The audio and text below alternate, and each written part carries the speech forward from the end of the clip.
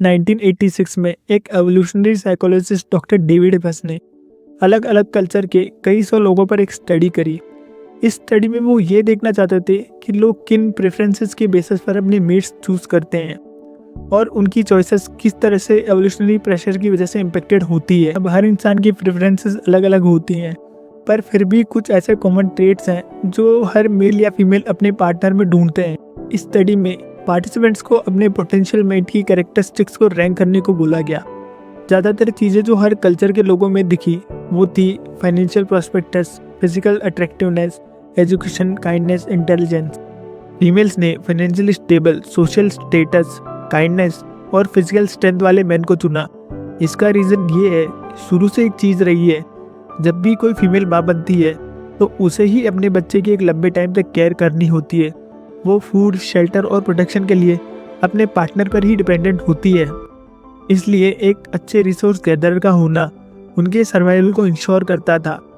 इस वजह से इतने सालों बाद ऐसा सोचना फीमेल्स के जीन्स में ही आ चुका है।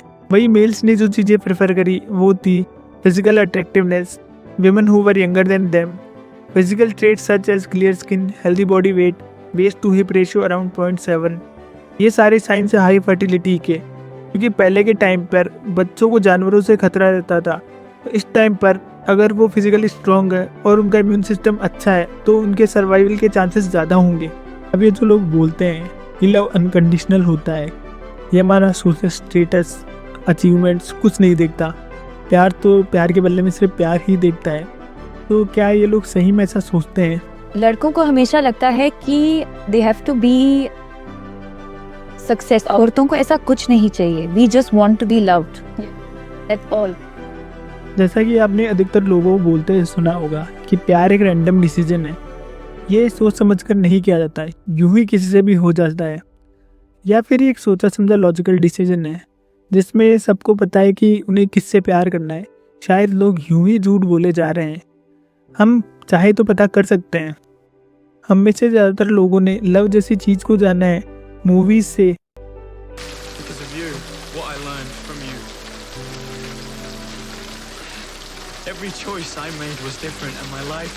आज के टाइम पर जिस तरह का प्यार हम देखते हैं उस पर इम्पैक्ट है पुराने टाइम के लिटरेचर का, मूवीज़ का और कई सारी कहानियों का। 15th सेंचुरी में राइटर विलियम शेक्सपियर ने अपने लिटरेरी वर्क के थ्रू प्यार जैसे इमोशन को लोगों को बेहतर तरीके से समझाया। शेक्सपियर द्वारा लिखी गई कहानी Romeo and Juliet, the most famous love story has ever written. Romeo and Juliet story had explored the intensity and impulsiveness of young love. जैसा रोमांस रोमियो एंड जूलियट की लाइफ में था, लोग वैसा ही अपनी लाइफ में भी एक्सपीरियंस करना चाहते थे। और इस कहानी के कल्चरल इम्पैक्ट की बात करें तो ये इस कहानी काफ़ी हद तक कामयाब रही है हमारी सोसाइटी का नज़रिया चेंज करने में। लव और रिलेशनशिप के बारे में बहुत सारे मूवीज़, लिटरेचर, आर्ट और म्यूज़िक इनकी कहानी पर बन चुका है। इसके बाद लेट 18th सेंचुरी में यूरोप में एक कल्चरल मूवमेंट शुरू हुआ, romanticism. In romanticism artist, poets and philosophers explore the depth of human emotions. इस कल्चरल मूवमेंट ने रीजन, लॉजिक और साइंस के बजाय ह्यूमन इमोशंस पर जोर दिया। इस दौरान आर्टिस्ट, पोएट्स, राइटर्स ने अपने काम के द्वारा हमारी दुनिया की सुंदरता हमें दिखाई। ब्रुक स्ट्रीट, लंदन, 24 अगस्त 1770 को एक 17 साल का लड़का थॉमस चैटरटन अपनी ज़िंदगी से परेशान होकर सुसाइड कर लेता है। ही वॉज अ राइटर और उसका बचपन काफ़ी गरीबी में गुजरा था। ही वॉज एक्सेप्शनली टैलेंटेड, पर इतनी मेहनत के बाद भी वो अपने लिए कोई स्टेडी इनकम का सोर्स नहीं बना पाया था। चैटरटन की डेथ का कई लोगों पर बहुत गहरा इम्पैक्ट हुआ। उन्हें लगा कि एक सेंसिटिव आर्टिस्ट जिसके इमोशंस को ये बेरहम दुनिया नहीं समझ पाई। इस दौरान इंग्लिश लिटरेचर, पोइट्री और ढेर सारे नॉवेल्स लिखे गए जिनमें ह्यूमैनिटी, लव और नेचर को सबसे ऊपर दिखाया गया। कुछ बातें जो लव के बारे में बोली जाती हैं वो अनकंडीशनल होता है, कभी सोच समझ कर नहीं किया जाता, किसी से भी हो जाता है।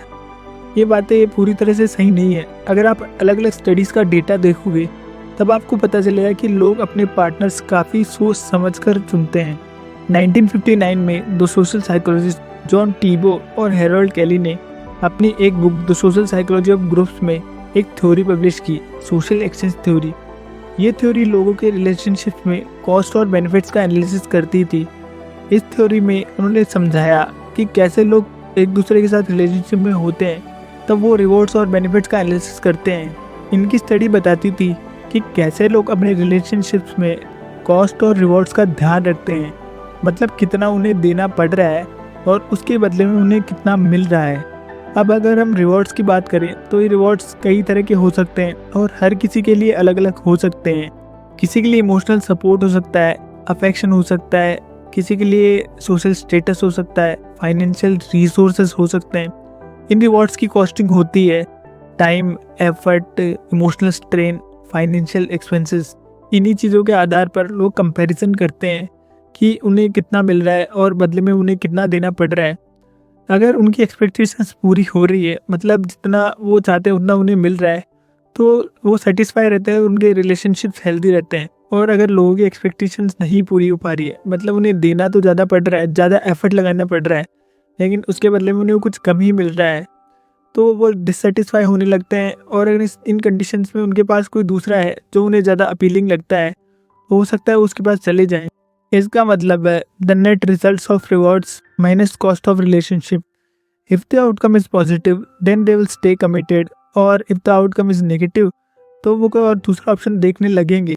कई सारी स्टडीज़ के डेटा को देखने पर पता चलता है कि दुनिया में ज़्यादातर लोग अपने पार्टनर चुनते हैं होमोगमी की बेसिस पर। होमोगमी का मतलब होता है लोगों द्वारा पार्टनर चूज़ करने की एक प्रैक्टिस जिनके interest, socio economic status, profession, education में उनके जैसे ही हों, और जब उन्हें वैसा ही कोई मिलता है उसे ही वो चुनते हैं। क्रिस्टीन एंड रॉबर्ट, दो सोशियोलॉजिस्ट, की ईयर 2005 की एक स्टडी बताती है ईयर 2000 तक 60% married couples of the United states की एजुकेशन एक जैसी थी। ये नंबर 1960 में 50% के अराउंड था। इसके अलावा ब्लॉसफील्ड एंड टीम की ईयर 2003 के एक डेटा से पता चलता है 70% married couples of the western Europe were homogamous in terms of social class, मतलब उनका सोशो इकोनॉमिक बैकग्राउंड एक जैसा था।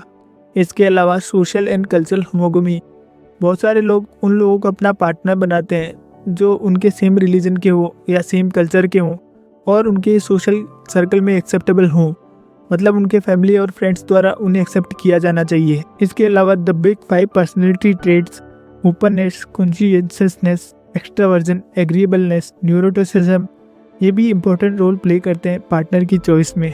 मेरे कहने का मतलब है लोग अपने पार्टनर्स चूज करते हैं वैरायटी ऑफ फैक्टर्स की बेसिस पर, similarity, compatibility, perceived mate value, evolutionary traits और भी हज़ार चीज़ें जो अपने मेट्स में देखते हैं, और उसके बाद जब उन्हें कोई वैसा ही मिलता है तभी उन्हें उससे प्यार होता है। इन सारी बातों का एक ही मतलब निकलता है, हर इंसान को अच्छे से बताए कि उसे क्या चाहिए और उसको जो चीज़ें चाहिए वो जिससे सबसे बेहतर मिल सकती है वो कोशिश करेगा उसी के साथ अटैच हो। 2006 में एक अमेरिकन एंथ्रोपोलॉजिस्ट और human behaviour researcher doctor Helen Fisher ने कई कॉलेज स्टूडेंट्स के ब्रेन को MRI स्कैन से स्टडी किया। इन कॉलेज स्टूडेंट्स को अपने लवर्स की पिक्चर्स दिखाई गई और ऐसा करने पर इनके दिमाग के 2 हिस्से एक्टिव हुए, कॉर्डेट न्यूक्लियस और बीट। कॉर्डेट न्यूक्लियस ये डिटेक्ट करता है rewards like love interest. Ventral tegmental area ये छोटा सा हिस्सा जो डोपामिन बनाता है, तो अगर VT एक्टिव है तो आपको खुशी महसूस होगी। कोई जितना ज़्यादा अपने लवर को देखेगा या उससे बात करेगा उतना ही ज़्यादा डोपामिन रिलीज होगा और उसे अच्छा लगेगा। जब कोई अपने लवर से कोई रिवॉर्ड एक्सपेक्ट करता है तब डोपामिन रिलीज होता है। जैसे कि कोई अपने लवर से कोई किस एक्सपेक्ट कर रहा है और वो उसे किस कर भी दे तब डोपामिन रिलीज होगा और उस फीलिंग के लिए उसे बार बार किस करना चाहेगा। अब इससे एक प्रॉब्लम दूसरी ये होने लगती है कि जितना ज़्यादा डोपामिन रिलीज होने लगता है उतना ही सेरोटोनिन लेवल कम होने लगता है। इससे कई दूसरी तरह की प्रॉब्लम्स होती है, जैसे feeling of jealousy, possessiveness, obsessive thinking. उन्हें उतना ही अटेंशन हर बार चाहिए होगा जितना पहले मिल रहा था। इसलिए नया प्यार कुछ ड्रग एडिक्शन की तरह ही होता है, जब तक मिल रहा है तब तक सही है और जब नहीं मिलेगा तब बेचैनी महसूस होने लगेगी। 70s में एक अमेरिकन डेवलपमेंटल साइकोलॉजिस्ट मेरी एम्सवर्थ ने यह पता करने की कोशिश की कि लोग किस तरह से एक दूसरे से अटैच होते हैं, और उनकी रिसर्च में उन्हें पता चला कि लोग एक दूसरे से 4 टाइप से अटैच्ड होते हैं: secure, anxious, pre occupied, dismissive avoidant, fearful avoidant. Secure attachment और इनसिक्योर अटैचमेंट में बेसिक डिफरेंस ये होता है कि अगर किसी चाइल्ड का अपने पेरेंट्स या प्राइमरी केयर गिवर्स के साथ अच्छा इमोशनल बॉन्ड है उनके साथ उसे कंफर्ट और सेफ्टी महसूस होती है, इसका मतलब सिक्योरली अटैच्ड विद देम। और इसका फ़ायदा ये है कि वो हमेशा कॉन्फिडेंट रहेगा क्योंकि उसे पता है उसकी नीड्स का ध्यान रखने वाला कोई है। इसके अपोजिट इनसिक्योर अटैचमेंट, अगर किसी चाइल्ड का अपने पेरेंट्स या प्राइमरी केयर गिवर्स के साथ अच्छा इमोशनल बॉन्ड नहीं है, एक रीज़न इसका ये हो सकता है कि उसके केयर गिवर्स अनरिस्पॉन्सिव और निगलेक्टफुल हों।